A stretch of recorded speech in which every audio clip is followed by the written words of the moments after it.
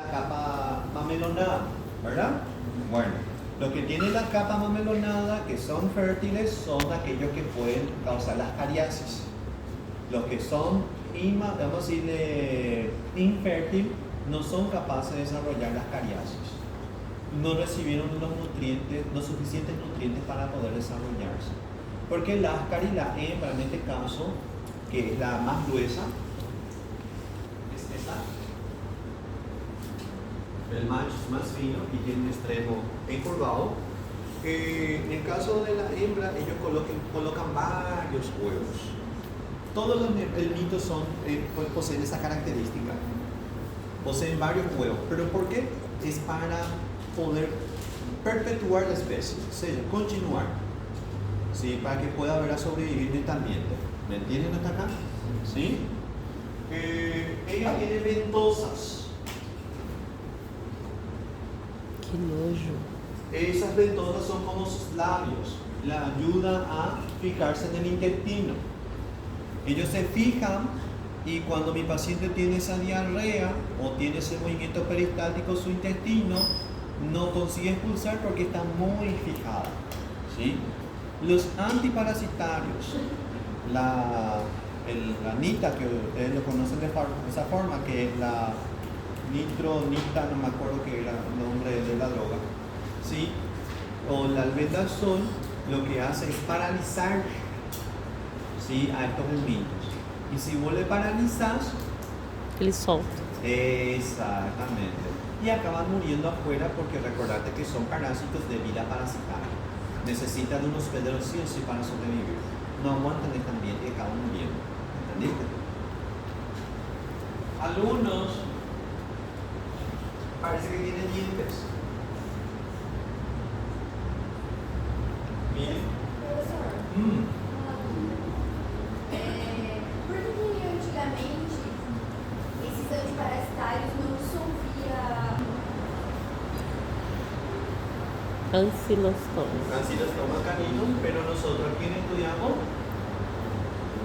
Duodenale. brasiliensis o Necator americano. ¿Por qué? Te estoy mencionando eso. Parece que tiene dientes y ellos clavan el intestino. Ellos clavan el intestino para que se pueda fijar. ¿Está bien? Necator. Miren. ¿Está bien? Para que ustedes vean, ¿verdad? Sí, de cómo ellos poseen sus ventosas. Este ya para que ustedes vean y para ir ya en este punto, que es bien facilito. Factores de riesgo a la parasitosis, contaminación fecal, condiciones ambientales, vida rural, higiene y educación, hábito alimentario, migraciones y inmunosupresión. En el caso, por ejemplo, de la contaminación fecal, es un factor de riesgo que aumenta la probabilidad para una enteroparasitosis. Aguas contaminadas por ese gente. No necesariamente tiene que ser de esa forma como ese niño, ¿verdad? Ahí estamos viendo. Pero en el caso, por ejemplo, ese pueden caer en el pozo, ese pozo puede ser que esté usando el agua que está ahí, la familia esté usando para lavar los platos, los cubiertos, la ensalada, la fruta. Por eso es importante, sí, el agua potable, por ejemplo, el agua en cuerpo sano, nosotros decimos en Paraguay. Después tenemos condiciones ambientales. Esto aumenta la probabilidad de enfermedades vectoriales. Estamos hablando de enfermedades transmitidas por vectores. ¿Quién, por ejemplo? Leishmaniosis, paludismo, ¿sí?, chagas. ¿Entendieron? ¿Por qué? Porque facilita, ¿verdad?, que los vectores biológicos, o puede ser mecánico también, porque los mecánicos, recuerden que transportan las formas infectantes, sí permite que vayan persistiendo y puedan continuar con esa enfermedad parasitaria. Vida rural. Factor de riesgo es aumentar la probabilidad de una enfermedad. ¿Sí? Y los factores de riesgo no es que tipo así aleatoriamente se eligieron, no. Se vieron que el factor de riesgo es aquel factor que aumenta la probabilidad. Existen factores de riesgo que son menos probables y factores de riesgo que son más probables. Eso se consigue mediante la estadística, ¿sí? Mediante un estudio inferencial se le conoce eso. Los factores de riesgo, ¿por qué así? En epidemiología, ¿cómo nosotros trabajamos? Le voy a dar un ejemplo, tuberculosis. Tuberculosis tiene muchos factores de riesgo, bastante. Diabetes, HIV, tabaquismo y mucho más por ahí que ustedes seguramente no lo conocen. Pero si nosotros vamos a pensar en todos estos factores de riesgo de alguna manera, ¿sí?, de trabajar con ellos y disminuir, que en este caso, por ejemplo, ya van a saber cómo se hila con esta imagen, ¿sí?, de alguna manera disminuir a todos los factores de riesgo que tenemos nosotros registrados, no estaría faltando, por ejemplo, esto. ¿Entendieron? Entonces, como le digo, los factores de riesgo son probabilidades. Se ve cuál factor de riesgo es más probable que otro.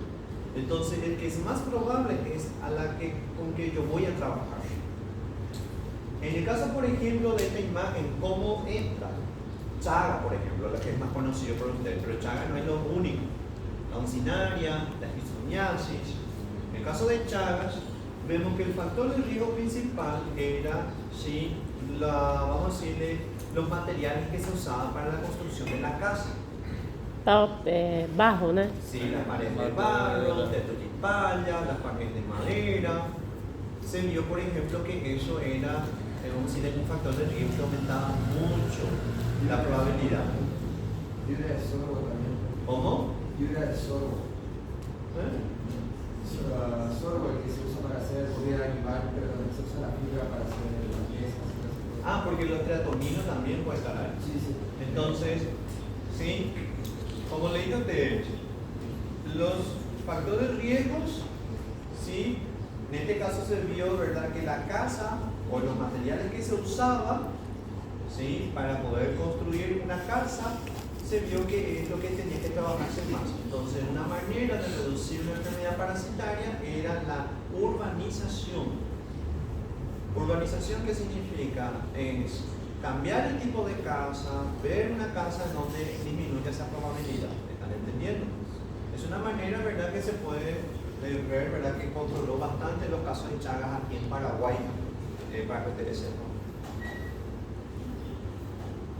Otro factor de riesgo que también entra como que tiene mucha probabilidad es la deficiencia de higiene y educación. El lavado de mano correcto, de lavarse correctamente, sí, y una educación sanitaria, eso también disminuye bastante la probabilidad de la transmisión de una enfermedad parasitaria. Por eso, por ejemplo, esa salida que se hizo, ¿verdad?, para poder dar esa charla de cómo se lavan las manos. Es una manera de disminuir también la transmisión de parasitosis. ¿Está bien?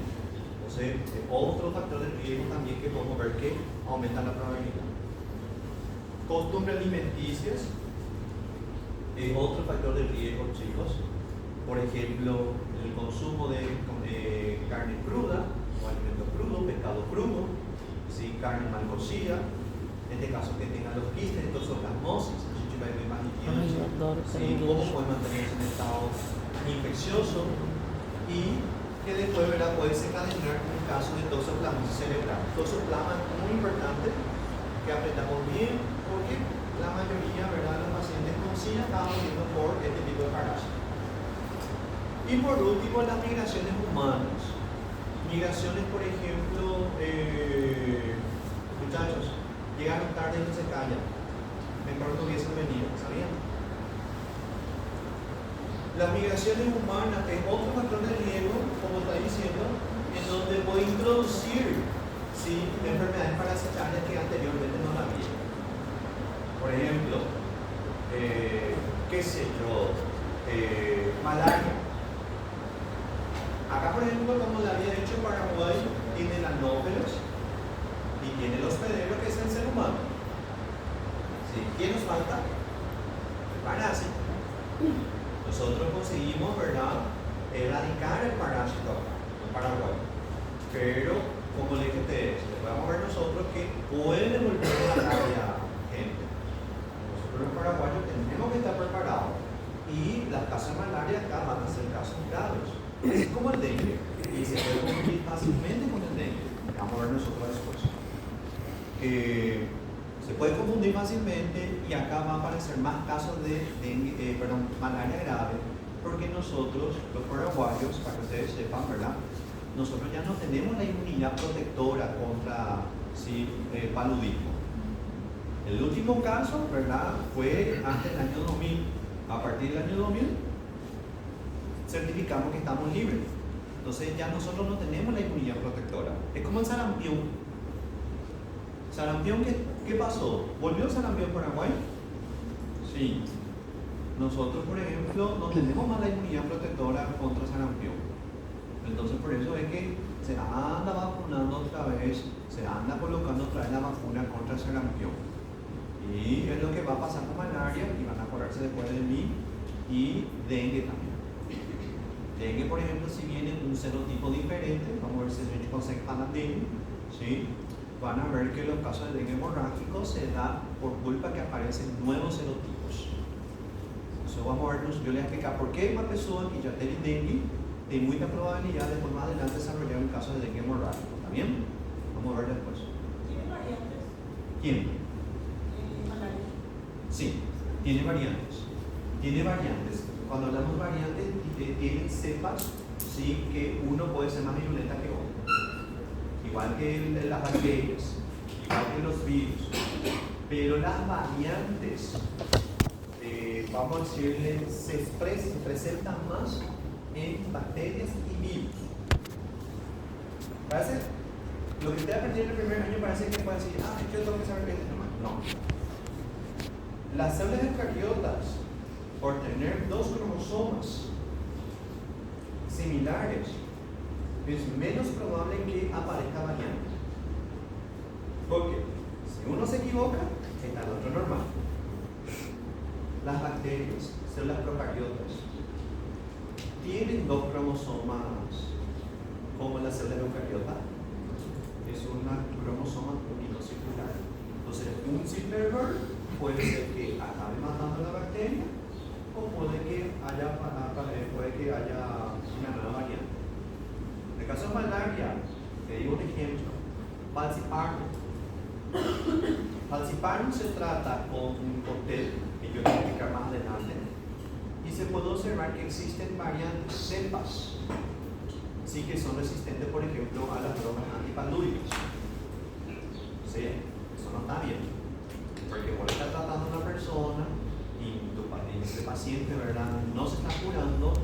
¿Por qué? Porque la droga casi ya no hace más nada hasta que ya se paga. Y si en el caso de falciparum, vas a ver después que con mucha facilidad un paciente, ¿verdad?, con malaria puede desarrollar un paludismo cerebral.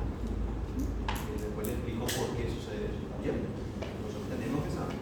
Pero para tener una infección de malaria, no tendría que haber una migración.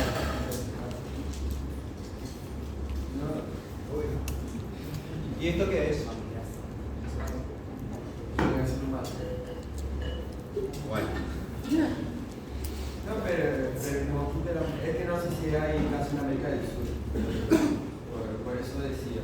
Brasil tiene muchos casos de malaria. Algunas regiones sí, ¿verdad? ¿Qué regiones? Nordeste, ¿verdad? Norte também. Norte.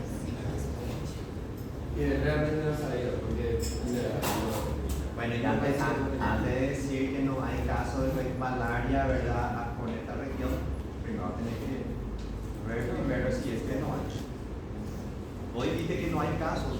acá en la parte del sur de América. Paraguay tuvo. Paraguay y Chile están erradicados. Paraguay tuvo. Está radicado. Te esperas la clase de malaria y ahí te voy a explicar. No te vayas a adelantar mucho a tus compañeros. Bueno, entonces las migraciones es otro factor de riesgo, ¿verdad?, que aumenta la probabilidad. ¿Está bien?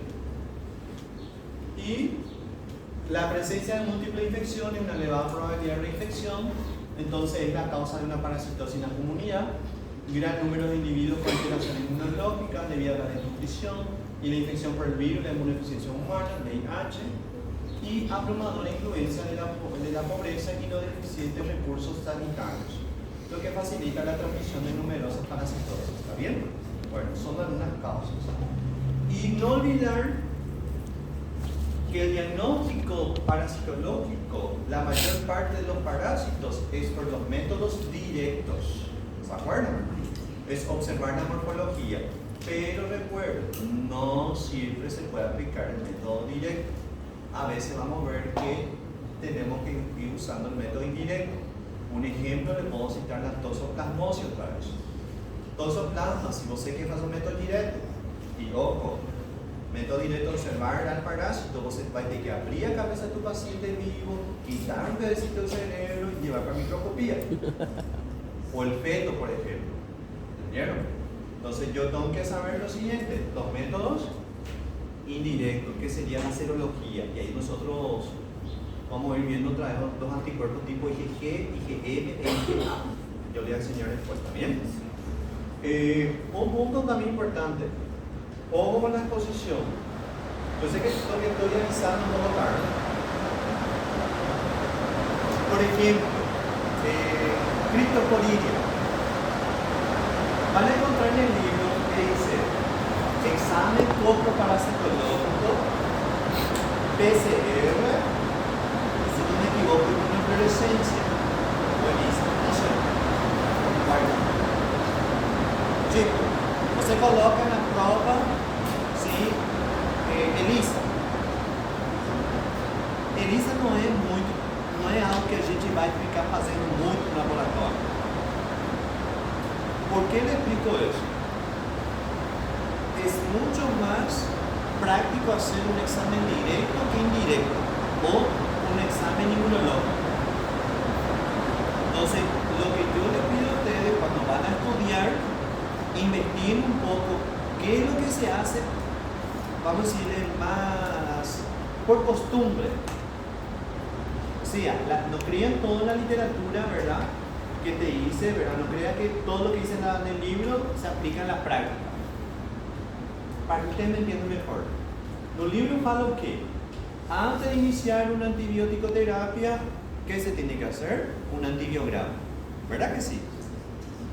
Y nosotros dijimos, ¿verdad?, que el paciente no puede esperar, ¿se acuerdan? Y en la práctica siempre se hace un antibiograma primero para después darle un antibiótico. Entonces, cuando van a estudiar esos parásitos, tienen que ver qué es lo que se hace más en la práctica. Si me pone como respuesta ELISA, me pone como respuesta inmunofluorescencia, chipo, Isospora B o Giardia, ahí yo le voy a poner ahí tipo, voy a dudar de esa respuesta. No es que está mal, sino en realidad porque tu paciente va a estar buscando esos tipos de exámenes. Costo, no es porque el laboratorio que te va a hacer y le va a salir mucho más barato al laboratorio del paciente hacer una observación directa. Si ustedes dudan de la información, quieren saber cuál es lo más práctico que se hace en el laboratorio a la hora de estudiar los parásitos, me pueden preguntar a mí un ratito. ¿Está bien?